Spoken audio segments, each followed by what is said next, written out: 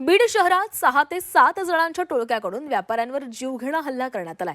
या हल्ल्यामध्ये व्यापारी सुभाष उंबरे यांच्या डोक्याला गंभीर दुखापत झालेली आहे। सध्या त्यांच्यावर रुग्णालयामध्ये उपचार सुरू आहेत। अंबिका चौकातील परिसरामध्ये असलेल्या तुळजाई ट्रेडिंग कंपनी कार्यालयामध्ये अचानक घुसून त्यांच्यावर हल्ला केला। या हल्ल्यामागील नेमकं कारण अद्याप स्पष्ट झालं नसून शिवाजीनगर पोलीस ठाण्याचे अधिकारी अधिक तपास करत आहेत। या घटनेमुळे परिसरामध्ये एकच खळबळ उडालेली आहे। व्यापारी वर्गात भीतीचं वातावरण पसरलेलं आहे।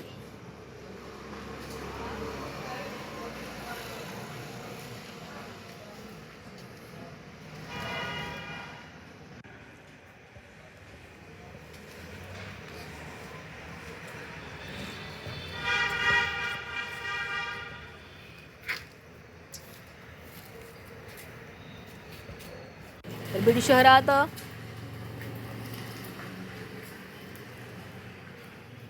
6 ते 7 जणांच्या टोळक्याकडून व्यापाऱ्यावर जीवघेणा हल्ला करण्यात आलेला आहे।